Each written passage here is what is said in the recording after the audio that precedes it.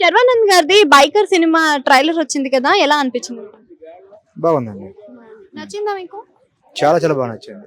ఈ మధ్య కాలంలో చూసుకుంటే మనకి శర్వానంద్ గారికి కరెక్ట్ హిట్ అనేదే లేదు. సో అందులో భాగంగా మొన్న వచ్చిన నారి నారి నడుమంపురారి కూడా అందరినీ చేరుకోలేదు. మరి బైకర్ అందరినీ రీచ్ అవుతుంది అంటారా సినిమా? ఖచ్చితంగా 100%.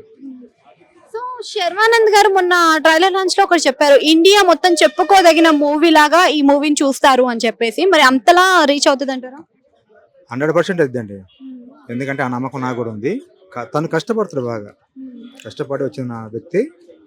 అతను చాలా చాలా బాగా చేస్తాడు, యాక్టింగ్ కూడా చేస్తాడు. అంటే లుక్స్ లో కూడా చాలా చేంజ్ వచ్చింది కదా. ఇంతకు ముందు మనకు బొద్దుగా కనిపించే శర్వానంద్ సడన్ గా సన్నగా అయిపోయారు. మరి లుక్స్ సెట్ అయ్యాయి అంటారా? అప్పటికంటే ఇప్పుడు ఇంకా చాలా బాగుండు. ఇట్లానే ఉండాలి అతను. అవును. రాజశేఖర్ గారు కూడా రీఎంట్రీ ఇవ్వబోతున్నారు కదా ఈ సినిమా తోటి. మరి ఎలా ఉండబోతుంది అంటారు? సూపర్ గా ఉంటుందండి. సూపర్. ఇప్పటికీ రాజశేఖర్ గారి పాత పాటలు చాలా ట్రెండ్ అవుతున్నాయి కదా, మరి ఈ సినిమాలో ఏమైనా పెడితేనే బాగుంటుంది అంటారా? చాలా బాగుంటుందని అనుకుంటున్నా. ఎందుకంటే నేను కూడా కొన్ని రాజశేఖర్ గారి పాటలు చిన్న వీడియో తీసుకుంటా ఉంటాం మేము. తను పాత పాటలు పెట్టుకుంటే ఇంకా బాగుంటుంది.